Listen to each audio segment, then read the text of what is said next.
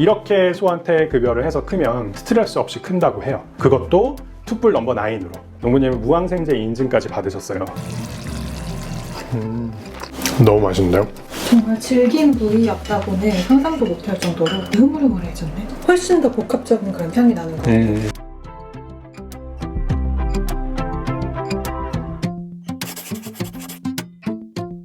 오늘은 무슨 요리를 한번 만들어 볼까요? 맛있는 요리 해주잖아요. 네, 맛있는 요리이면서 좀 특색 있는 요리, 바로 프랑스 가정식인 비프 브로기뇽이라는 요리예요. 소위 얘기하면 우리나라 음식 중에 가장 비슷한 거는 갈비찜입니다. 물에 채소라든지 갖은 양념을 넣고 고기를 넣고 푹 고아낸 거잖아요. 푹 고아내는 이유가 값싸고 좀 질긴 부위들을 사용하기 때문에 그 기법을 쓰는 거거든요. 그래서 오래 고아내면 고기가 부드러워진다라는 거를 옛날부터 우리는 알고 있었던 거죠. 그래서 그 조리 방식을 양식용어로 브레이즈라고 얘기를 합니다. 오늘 만들 비프 브로기뇽은 브레이즈라는 조리 방법을 통해서 만들 예정이에요. 그래서 오늘 사용하는 부위도 뭐 장조림이라든지 국거리에 흔하게 쓰일 만한 요리 부위들로 준비를 했고요. 제가 이 컨텐츠를 준비하면서 이 비프 브로기뇽에 대한 추억이 하나 떠오르는 게 있더라고요. 7, 8년 전에 이제 한국에 돌아와서 농축원이라는 레스토랑을 처음으로 이제 오픈을 했었는데, 그 오픈하고 제가 그 백양사에 계시는 사찰 음식으로 유명하신 정관 스님한테 요리를 좀 배울 기회가 있었어요. 스님이 저한테 노 셰프는 무슨 음식을 잘하세요? 물어보시는 거예요. 저는 고기 요리를 잘합니다 이렇게 말씀을 드렸거든요. 근데 스님한테 고기 요리를 잘합니다라고 얘기하는 게 맞나? 이런 생각을 갖고 있었는데 스님이 저기에 이제 고기가 있으니 좀 요리를 해봐라. 절에 왜 고기가 있냐? 저뿐만 아니라 많은 셰프들이 와서 스님한테 요리를 배웠는데 다양한 종교를 가지신 분들이 계셨어요. 근데 그분들한테는 어쨌든 사찰 그 음식만 강요할 수는 없으니까 이제 여러 가지 식재료들을 구비해 놓으셨던 거죠. 그분들을 위해서. 그럼 노 셰프 요리 한번 해봐. 그러셔가지고 제가 가서 봤는데 스테이크 부위가 아닌 좀 국거리, 장조림 같은 질긴 부위였던 거죠. 근데 많은 셰프들 앞에서 깊고 좀 다양한 맛이 나는 요리를 해야 되는데 그때 생각한 게 비프 브로기뇽이었던 거예요. 근데 생각해 보세요. 프렌치 비프 브로기뇽은 원래 이제 레드와인이라든지 꼬냑 같은 이런 술이 들어가는데 그게 없이 만들려고 하다 보니까 머리를 엄청 굴려가지고 감칠맛, 포도의 그런 산미라든지 그런 대체할 만한 식재료가 뭐가 있을까 생각해 보니까 스님이 만드셨던 그런 장류들, 그 다음에 매실액 이런 것들을 사용하면 되겠다는 생각이 들어서 뚝딱 만들어서 드렸더니 되게 반응이 좋았었던 기억이 있어요. 그래서 그 이후에 스님과 그런 교류를 가졌던 추억이 생각이 났습니다. 아무래도 이제 와인을 쓰게 되면 어린 아이들이나 아니면 임산부들 같은 경우에는 이 요리를 먹을 수가 없잖아요. 그리고 아까도 말씀드렸듯이 조금 특색 있는 요리라고 말씀드렸는데 누구나 양식하시는 분들이면 누구나 만들 만한 요리보다는 조금 노 셰프가 보여줄 만한 그런 킥이 들어가야 되다 보니 오늘도 역시 한국의 장과 그 다음에 식초를 사용한 그런 레시피가 될 거예요. 그래서 오늘 사용할 고기는 앞서 말씀드렸듯이 이렇게 부드러운 부위가 아니고 장조림이라든지 아니면 국거리로 사용할 만한 사태와 우둔살을 준비했습니다. 그래서 이 고기는 좀 특별한 고기인데요. 저희가 이제 매달 1일 그리고 15일 암소한우 잡는 날을 갖고 있잖아요. 그때 잡는 암소입니다. 이 암소한우는 화식 암소한우예요. 화식이라고 하면 우리나라 전통 방식으로 키우는 걸 얘기를 하거든요. 옛날에 여물을 끓여서 줬단 말이에요. 여물을 끓여서 주는 거를 이제 불화자를 써서 익혀서 좋다고 해서 화식이라고 하는데, 지금은 뭐 옛날처럼 여물만 끓여서 주는 게 아니라 여러 가지 영양소들을 소가 잘 소화에 좀 더 도움이 될 만한 그런 좋은 그 성분들을 끓여가지고 발효도 시키기도 하고 해서 급여를 하는데요. 이렇게 소한테 급여를 해서 크면 아까도 말씀드렸지 소화가 되게 잘 돼서 스트레스 없이 큰다고 해요. 그래서 지난 설에 저희가 런칭해서 되게 히트 쳤잖아요. 그래서 암소한우 잡는 날에는 진짜 다양한 부위의 화식 한우를 드셔보실 수 있어요. 그것도 투뿔 넘버 9으로. 투뿔 넘버 9 하면은 우리나라 국내에서 가장 높은 등급이거든요. 근데 거기에 그치지 않고 농부님은 무항생제 인증까지 받으셨어요. 그래서 무항생제 인증에 투뿔 넘버 9에 그 다음에 화식을 급여한 아주 건강한 한우거든요. 넘버 9 하면은 굉장히 마블링이 많아요. 눈꽃처럼 뿌린다 그러죠. 일본의 뭐 와규처럼. 근데 이 한우는 끝까지 먹을 수 있는 식사용 고기여서 물리지가 않더라고요. 기름이 그렇게 많은데도 불구하고 끝까지 한점까지 굉장히 물리지 않고 먹을 수 있는 비결은 제가 생각했을 때는 건강하게 스트레스 없이 크다 보니까 기름 자체가 굉장히 프레시하고 고소해서 그런 것 같거든요. 많은 분들이 선택하셔도 정말 후회가 없을 그런 고기예요. 매달 1일과 15일 암소를 잡을 예정이거든요. 단순하게 일회성 행사가 아니라 주기적으로 정기적으로 갈 수 있는 행사로 만들 거고, 그리고 첫 3일간은 한정 수량으로 20% 할인을 하거든요. 구입하실 분들은 저희가 런칭하는 첫 3일 동안 미리 구입을 하시면 좋고, 정말 믿고 사시라고 목장과 얘기를 해서 맛이 없거나 만족을 못 하시는 분들한테는 어떻게든 보상을 해드리기로 했어요. 그러니까 믿고 구입하셔도 좋을 것 같아요. 사실 흔하게 볼 수 있는 고기들은 아니거든요. 매번 나오는 고기들이 아니고, 그렇기 때문에 저희가 한 달에 2번 날을 정해서 사전 예약을 받고 판매를 하는 거거든요. 굉장히 소량으로 나오는 고기이기도 하고, 저희 이 영상을 보시는 분들은 그냥 바로 가서 지금 구입하시면 20% 할인된 금액으로 좋게 구입하실 수 있을 거예요. 지금 서두르시면 좋을 것 같아요. 이렇게 특별한 고기를 사용해서 오늘 요리를 할 거고, 필요한 재료들은 제가 어느 정도 다듬어 놨거든요. 과정을 보여드리면서 또 설명을 드리는 걸로 하죠. 요리를 한번 시작해 보려고 하는데요. 스킨 증건 포장된 화식 한우에 포장을 이렇게 풀어주시고요. 고기는 총 400g, 400g씩 총 800g이 사용이 됩니다.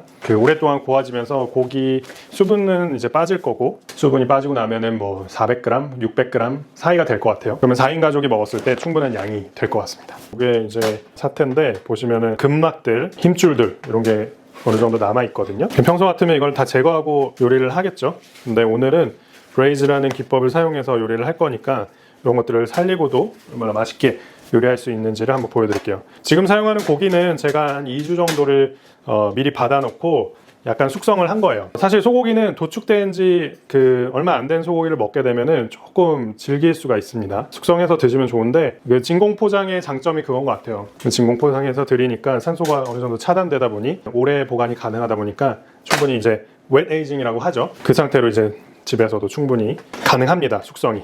고기들이 준비가 되어 있고요. 이거를 밑간을 해서 팬에 한번 구워 보도록 하겠습니다. 소금간을 이런 식으로 해주면 돼요. 이렇게 골고루 묻게끔만 해주시면 됩니다. 양념이 된 거를 이제 옆에 놔두시고요. 팬에서 이제 어떻게 구울 거냐면, 센 불에 빠르게 색을 내서 구워줄 예정입니다. 일단 팬이 달궈지면 올리브 오일을 둘러주고요. 기름을 충분히 둘러주시는 게 좋아요. 네, 지금 이렇게 연기가 올라오기 시작하면은 고기를 넣기 시작하면 돼요. 양면을 색깔을 아주 짙은 갈색으로 낸다고 생각하시면 될 것 같습니다. 색이 많이 나면 날수록 아마 맛있을 거예요. 스테이크 같은 경우는 저는 자주 뒤집는 거를 추천을 드리는데, 얘는 어차피 색깔만 낼 거니까 굳이 자주 뒤집어 주실 필요는 없습니다. 약간 튀겨지듯이 굽는다고 생각하시면 좋을 것 같아요. 일단 화식 한우의 특징은 이 구웠을 때 이 기름들의 향을 느끼면 알 수가 있어요. 보통 이렇게 오랫동안 굽고 색깔이 변하기 시작한 그 기름을 하면 되게 불쾌한 향이 올라오잖아요. 근데 건강하게 자라서 그런지 되게 깔끔합니다, 향이. 특별히 매캐하거나 안 좋은 향이, 불쾌한 향이 올라오거나 그런 게 상대적으로 좀 적은 것 같아요. 그래서 이 정도 구워주면 좋을 것 같습니다. 그리고 요 남은 거는 뭘 할 거냐면요, 지금부터 아로마틱스, 미르푸아라고도 하거든요. 얘네들을 이제 구워주겠습니다. 먼저 당근, 이 당근들도 역시 색을 내줄 거예요. 양식의 기본은 이 미르푸아에서부터 시작한다고 해도 과언이 아니에요. 네, 이 미르푸아의 역할은 여러분 아로마틱스라고 제가 말씀드렸잖아요. 고기의 잡내도 잡아주고 맛에도 역할을 합니다. 네, 이렇게 색깔이 나기 시작하면 얘네도 퐁당 넣어주겠습니다. 양파와 대파를 또 구워주겠습니다.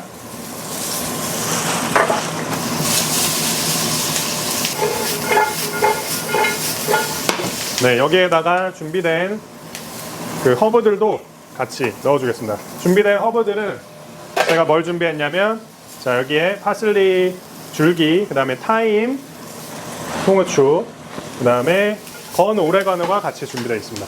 네, 이제 어느 정도 볶아졌으니까 여기에 이제 넣도록 할게요. 아마 집에서 따라 하시는 분들은 이런 향 많이 맡아봤는데 하는 생각이 드실 겁니다. 왜 그러냐면 대부분의 양식집들은 아로마틱스, 미르푸아를 사용하기 때문이에요. 이게 전형적으로 양식집에서 나는 향이거든요. 여기에다가 이제 물을 붓고 하면 되는데, 물을 붓기 전에 저는 뭘 할 거냐면요, 여기에다가 아까 말씀드렸던 우리나라 한국 장을 이용해서 맛을 좀 주려고 해요. 첨가를 해주려고 해요. 담근 집된장이고요. 집에 시판되는 그런 된장을 쓰셔도 상관이 없을 것 같습니다. 집된장 기준으로 이 정도, 한 스푼 정도를 넣어주고요.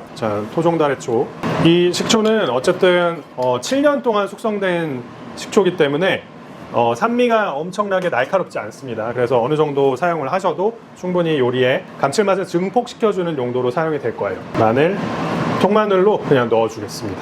우선은 이 상태로 물을 붓고 끓여주겠습니다. 물 양은 어느 정도 넣으시면 되냐면 이 고기들과 야채들이 이렇게 잠길 정도로 처음에는 강불로 완전히 끓인 다음에 그 다음에 불을 낮춰가지고 보글보글 천천히 익혀주겠습니다.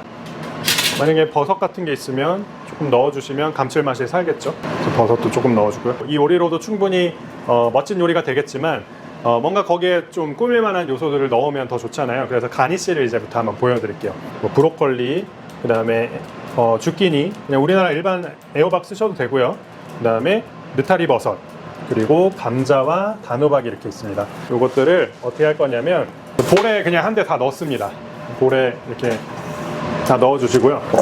집에서 하니까 막 하나하나 다 조리하기는 쉽지 않으실 거 아니에요. 여기에는 지금 벌써 이제 펄펄 끓고 있어요. 불을 좀 낮춰가지고 보글보글로 바꾸겠습니다. 가니쉬 양념은 간단합니다. 소금 간을 어느 정도 해주시고요. 올리브 오일,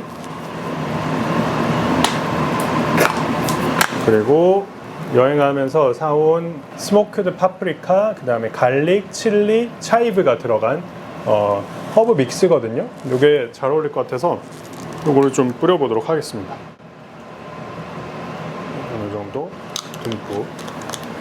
그래서 이 가니쉬를 이제 버무려 줄 건데요. 쉽습니다. 굉장히 쉬워요. 만약에 이런 허브 믹스가 없으신 분들은 집에 있는 허브 솔트, 시판되는 허브 솔트 쓰셔도 됩니다. 그대로 여기다 붓습니다. 네, 오븐에 넣을 거고요. 그대로 여기다 붓고, 네, 이제 걱정 끝. 이대로 그냥 넣고 맞춰서 익히면 꺼내시면 됩니다. 이렇게 그냥 허브 솔트, 그 다음에 올리브 오일 정도만 버무려 가지고 그냥 오븐에 넣으면 됩니다. 오븐의 온도는 지금 180도로 설정이 되어 있고요. 제가 지금 30분 타이머를 맞춘 지 거의 1분이 조금 안 됐어요. 그래서 지금부터 조리를 한번 해볼게요. 타이머 30분 후에 한번 만나요. 이 상태로 부드러워질 때까지 익히는 게 목적이잖아요. 그래서 사실 뭐 시간을 정해둔기보다는 포크로 찔렀을 때 쑥 들어갈 수 있을 정도로 익혀주면 되거든요. 근데 제가 봤을 때 이 정도 양이면은 1시간 정도는 끓여줘야 돼요. 근데 너무 풀어지면 안 되니까 뒤에 그 가니쉬들이 30분 타이머거든요. 어차피 돌아와야 돼요. 그때 다시 돌아오서 한 번 더 체크하고 몇 분, 20분, 30분 정도 더 끓여주도록 하겠습니다. 그 가니쉬들을 한번 꺼내 보도록 할게요. 그래서 제가 가니쉬들이 이제 꺼내졌습니다. 자, 지금 가니쉬들 잘 구워져서 지금 준비가 완료가 됐어요. 한 30분, 40분 정도 180도 오븐에서 구워냈거든요. 침으로 찔렀을 때 이렇게 감자 같은 것도 부드럽게 잘 익었고 호박 같은 것도 잘 익었어요. 비프 브루기뇽이 익어가고 있는데 제가 한번 뚜껑을 열고 이제 고기들을 어떻게 체크하면 되냐면 요 포크 같은 걸로 이렇게 쑥쑥 찔러보면 되거든요. 아직은 딸려 나오는 걸 봤을 때 아직 그렇게까지 부드럽진 않은 것 같아요.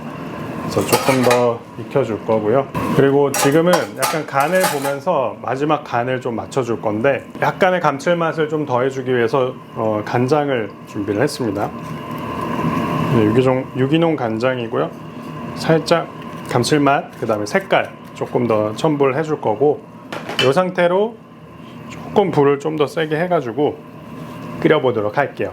제 생각에는 한 30분, 40분 정도 후면은 끝이 날 것 같습니다. 자, 여러분 이제 약 한 2시간 정도 이제 푹 고아냈거든요. 이제 고기들이 어느 정도 부드러워진 것 같아서 마무리를 좀 해보려고 합니다. 자, 이제 뚜껑을 열 거예요.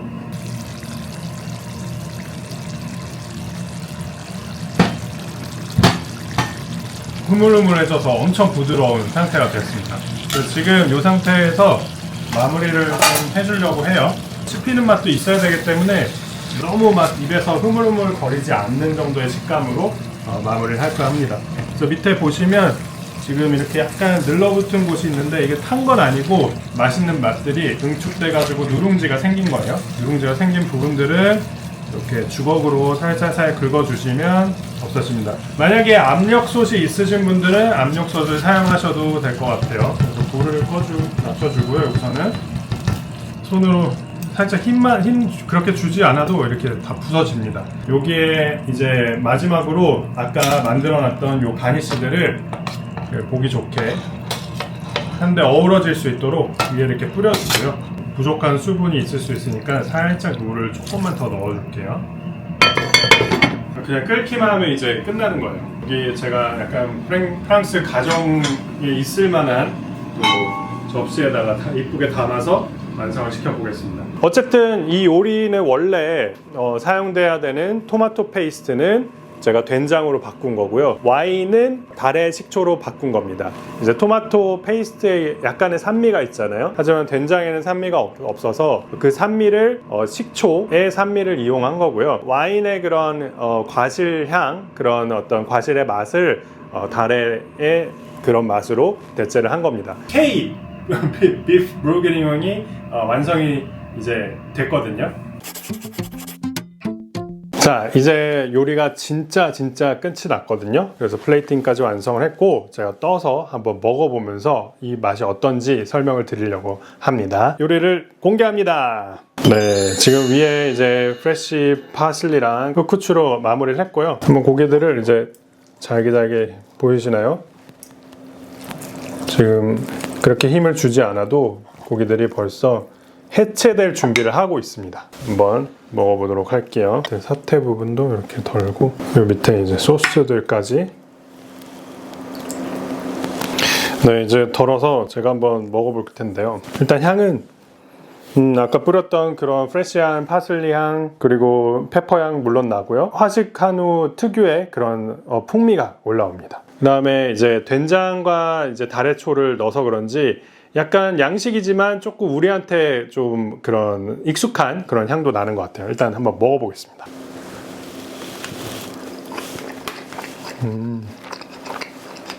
너무 맛있는데요?